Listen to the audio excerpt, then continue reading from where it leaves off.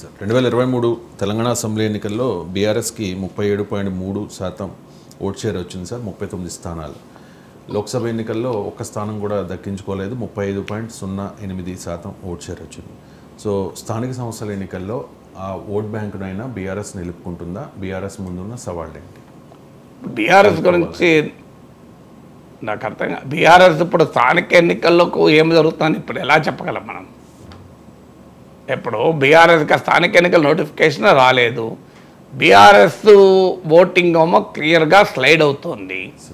So కంటిన్యూస్గా మీకు 37% నుంచి మీరు అన్నట్లు 17% పడిపోయింది. అయితే ఇది పార్లమెంట్ ఎన్నికల వరకే ప్రభావం చూపుతుందా, స్థానిక ఎన్నికలకు ప్రభావం చూపుతుందా అనేది చూడాలి. భారతీయ జనతా పార్టీ క్లియర్గా ప్రభంజనంలాగా 35%కు పెరిగింది. సో 35%కు బీజేపీ ఓటింగ్ పెరిగినప్పుడు ఆ బీజేపీ ప్రభంజనము మీకు స్థానిక ఎన్నికల్లో ఉంటుందా? ఎందుకంటే కాంగ్రెస్ వర్సెస్ బీజేపీగా పార్లమెంట్ ఎలక్షన్ జరిగాయి, కాంగ్రెస్ వర్సెస్ బీఆర్ఎస్ ప్లస్ బీజేపీగా అసెంబ్లీ ఎన్నికలు జరిగాయి. Local bodies elections Congress versus బీజేపీగా జరుగుతాయా అనేది ఒక క్వశ్చన్ మార్క్. ఎందుకంటే బీజేపీకి వచ్చినటువంటి ఓటింగు అది లోక్సభ ఎన్నికల ప్రభావము, ఆ కాంటెక్స్ట్ వేరు. సో లోక్సభ స్థానిక ఎన్నికల్లో బీజేపీకి లీడర్షిప్ క్రైసిస్ కూడా ఉంటుంది.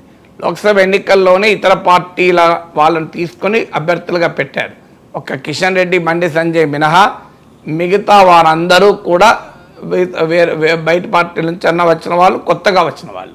సో అందువల్ల ఒక లీడర్షిప్ ఛాలెంజ్ స్థానికంగా అనేక మంది గుర్తింపు పొందే నాయకులకు కావాలి. స్థానిక సంస్థలంటే ఆ రకమైన నాయకత్వం బీజేపీకి లేదు, స్థానికంగా పార్టీ నిర్మాణము లేదు. కనుక బీజేపీ ప్రభావము ఎంత ఉంటుందన్న దానిపైన బీఆర్ఎస్ ప్రభావం ఉంటుంది. ఎందుకంటే లోక్సభ ఎన్నికల్లో కూడా జరిగింది, కాంగ్రెస్ బలము ఆ స్థాయిలోనే నిలబడింది. లోక్సభ అసెంబ్లీ ఎన్నికల్లో ఓటింగ్ నియర్లీ 40% ఓటింగ్ వచ్చింది. లోక్సభ ఎన్నికల్లో కూడా అదే 40% ఓటింగ్ వచ్చింది. కానీ మీకు దెబ్బతిన్నది ఎక్కడ అంటే అసెంబ్లీ ఎన్నికలు మీకు దెబ్బతిన్నది బీఆర్ఎస్. సో బీఆర్ఎస్ ఓటు 37% నుంచి 17%కి పడిపోయింది.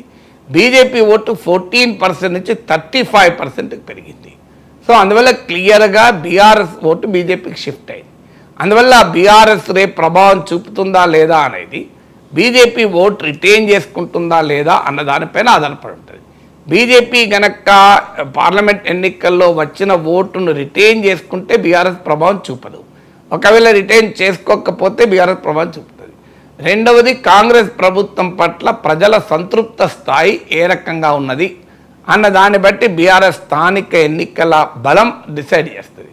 ఎందుకంటే కాంగ్రెస్ ప్రభుత్వము పట్ల ప్రజల్లో గనక సంతృప్తి ఎక్కువగా ఉంటే స్థానిక ఎన్నికల్లో క్లియర్గా కాంగ్రెస్ స్వీప్ చేస్తుంది. ఎందుకంటే మరీ ముఖ్యంగా ఇప్పుడు రుణమాఫీ అమలయ్యాక నీకు ప్రజల్లో ఉండేటువంటి సానుకూలత చాలా ఎక్కువగా ఉంటుంది. సో ఇప్పటికిప్పుడు కాంగ్రెస్ ప్రభుత్వం పైన వీరు ఊహించినట్లుగా బీఆర్ఎస్ చెప్తున్నట్లుగా వ్యతిరేకత ఉండడానికి అవకాశం లేదు. కొంత ఉద్యోగాల విషయంలో యువతరంలో కొంత అసంతృప్తి, అసహనం ఉన్నమాట నిజం. కానీ ప్రధానమైన ఓటింగ్ సెక్షన్ రైతుల్లో సానుకూలత, మహిళల్లో మహిళలకు ఉచిత రవాణా లాంటి అమలయ్యింది.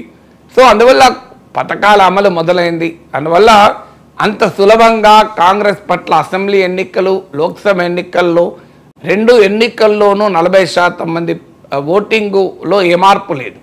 అలాంటప్పుడు కొత్తగా స్థానిక సంస్థల ఎన్నికల్లో తగ్గటానికి ఏంటి అవకాశం? ఇది రెండవ ఫ్యాక్టర్, కాంగ్రెస్ పార్టీ సంతృప్త స్థాయిని బట్టి ఆధారపడి ఉంటుంది.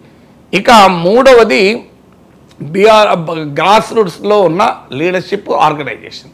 బీఆర్ఎస్ ఎమ్మెల్యేలు 10 మంది వెళ్ళిపోయారు, కానీ కింది స్థాయిలో ఆర్గనైజేషన్ ఎంత దెబ్బతిన్నది అనేది ఆధారపడి ఉంటుంది. ఆర్గనైజేషన్ అంటే ఎంపీటీసీలు, జెడ్పీటీసీలు, సర్పంచ్లు ఇలాంటి వాళ్ళు ఎంతమంది వెళ్ళారు అంటే టీఆర్ఎస్ శాసనసభ పక్షంలో పెద్ద గండిపడ్డ మాట నిజం. 3/2 వెళ్తారా, లెజిస్లేచర్ పార్టీ విలీనం అవుతుందా లేదా తెలియదు, కానీ బట్ గండిపడిన మాట నిజం. కానీ మీకు స్థానిక సంస్థల్లో వచ్చే వరకు ఏంటంటే స్థానిక నాయకత్వం, పార్టీ ఆర్గనైజేషన్ అనేది దెబ్బతిన్నదా అనేది క్వశ్చన్ మార్క్. సో అది దెబ్బతిన్నట్టుగా ఉంటే మాత్రం ఇబ్బంది అవుతుంది. లేదు, ఆర్గనైజేషన్ రిటైన్ కాగలిగితే స్థానిక సంస్థల్లో బలం చూపెట్టగలుగుతారు. అందువల్ల ఈ 3 ఫ్యాక్టర్స్ బీఆర్ఎస్ అసెంబ్లీ ఎన్నికల్లో దెబ్బతిని, పార్లమెంట్ ఎన్నికల్లో మరింత ఎక్కువగా దెబ్బతిని, లోక్సభ స్థానిక ఎన్నికల్లోనైనా పునర్జీవం పొందుతుందా లేదా అనే దాన్ని నిర్ణయిస్తుంది. ప్రభుత్వ పాఠశాలల్లో విద్యార్థుల సంఖ్య